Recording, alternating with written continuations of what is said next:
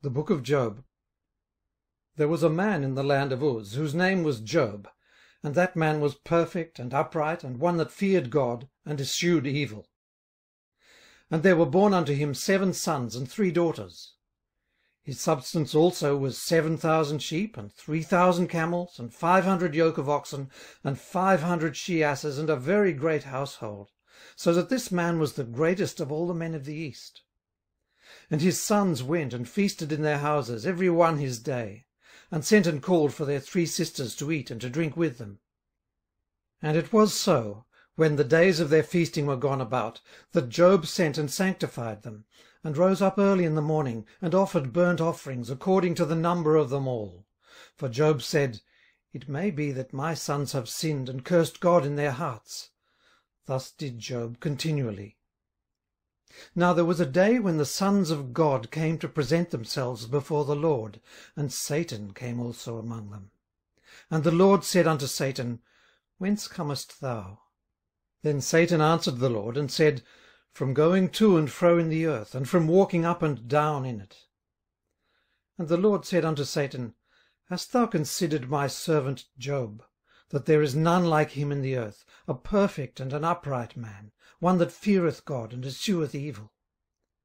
Then Satan answered the Lord, and said, Doth Job fear God for naught?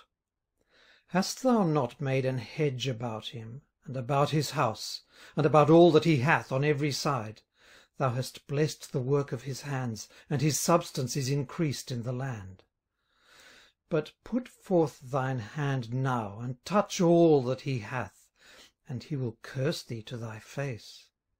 And the Lord said unto Satan, Behold, all that he hath is in thy power, only upon himself put not forth thine hand.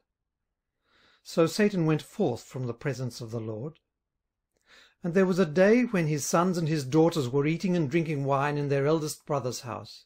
And there came a messenger unto Job, and said, The oxen were ploughing, and the asses feeding beside them, and the Sabaeans fell upon them, and took them away. Yea, they have slain the servants with the edge of the sword, and I only am escaped alone to tell thee. While he was yet speaking, there came also another, and said, The fire of God is fallen from heaven, and hath burned up the sheep and the servants, and consumed them, and I only am escaped alone to tell thee.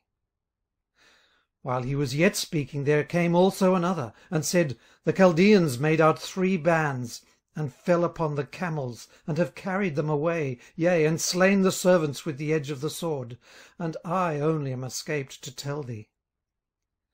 While he was yet speaking, there came also another, and said, Thy sons and thy daughters were eating and drinking wine in their eldest brother's house. And behold, there came a great wind from the wilderness, and smote the 4 corners of the house, and it fell upon the young men, and they are dead. And I only am escaped alone to tell thee.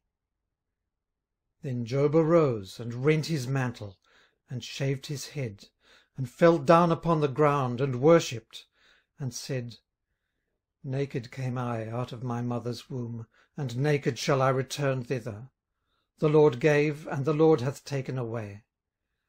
Blessed be the name of the Lord. In all this Job sinned not, nor charged God foolishly. Again there was a day when the sons of God came to present themselves before the Lord, and Satan came also among them to present himself before the Lord. And the Lord said unto Satan, From whence comest thou? And Satan answered the Lord, and said, From going to and fro in the earth, and from walking up and down in it. And the Lord said unto Satan, Hast thou considered my servant Job, that there is none like him in the earth, a perfect and an upright man, one that feareth God, and escheweth evil? And still he holdeth fast his integrity, although thou movedst me against him, to destroy him without cause. And Satan answered the Lord, and said, Skin for skin, yea, all that a man hath will he give for his life. But put forth thine hand now, and touch his bone and his flesh, and he will curse thee to thy face. And the Lord said unto Satan, Behold, he is in thine hand, but save his life. So went Satan forth from the presence of the Lord, and smote Job with sore boils from the sole of his foot unto his crown. And he took him a potsherd to scrape himself withal, and he sat down among the ashes. Then said his wife unto him, Dost thou still retain thine integrity? Curse God, and die. But he said unto her, Thou speakest as one of the foolish women speaketh. What? Shall we receive good at the hand of God, and shall we not receive evil? In all this did not Job sin with his lips. Now when Job's 3 friends heard of all this evil that was come upon him, they came every one from his own place, Eliphaz the Temanite, and Bildad the Shuhite, and Zophar the Naamathite. For they had made an appointment together to come to mourn with him and to comfort him. And when they lifted up their eyes afar off, and knew him not, they lifted up their voice, and wept. And they rent every one his mantle, and sprinkled dust upon their heads toward heaven. So they sat down with him upon the ground 7 days and 7 nights, and none spake a word unto him, for they saw that his grief was very great. After this opened Job his mouth, and cursed his day.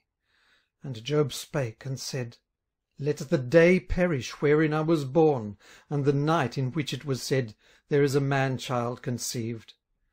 Let that day be darkness. Let not God regard it from above, neither let the light shine upon it. Let darkness and the shadow of death stain it. Let a cloud dwell upon it. Let the blackness of the day terrify it. As for that night, let darkness seize upon it. Let it not be joined unto the days of the year, let it not come into the number of the months. Lo, let that night be solitary, let no joyful voice come therein. Let them curse it that curse the day, who are ready to raise up their mourning. Let the stars of the twilight thereof be dark. Let it look for light, but have none. Neither let it see the dawning of the day, because it shut not up the doors of my mother's womb, nor hid sorrow from mine eyes. Why died I not from the womb?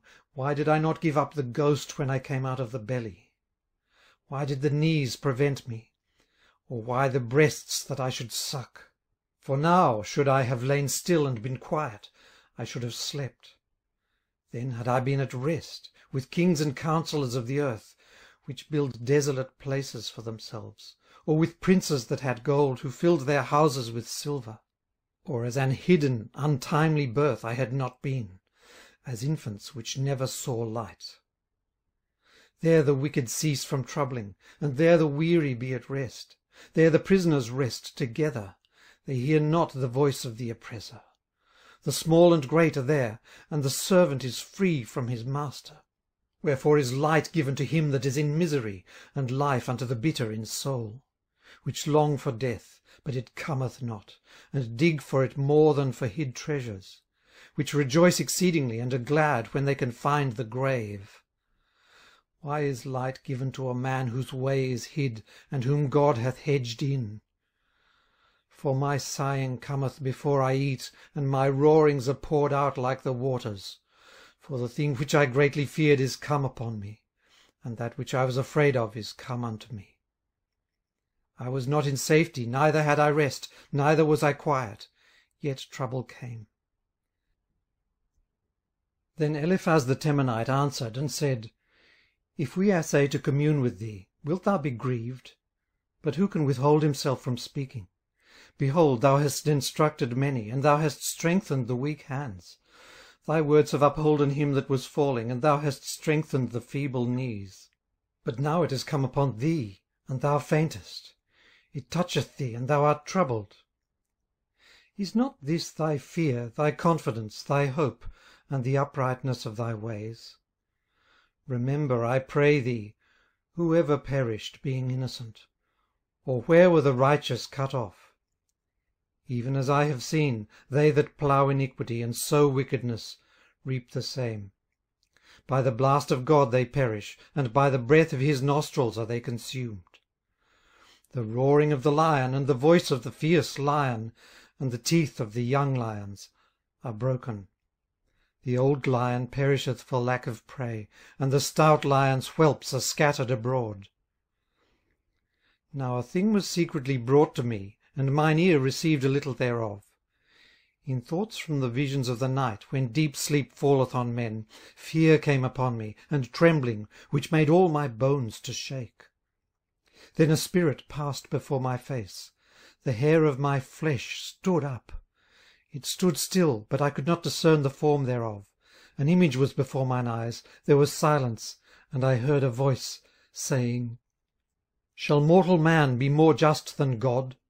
Shall a man be more pure than his Maker? Behold, he put no trust in his servants, and his angels he charged with folly. How much less in them that dwell in houses of clay, whose foundation is in the dust, which are crushed before the moth. They are destroyed from morning to evening, they perish forever without any regarding it. Doth not their excellency which is in them go away? They die, even without wisdom.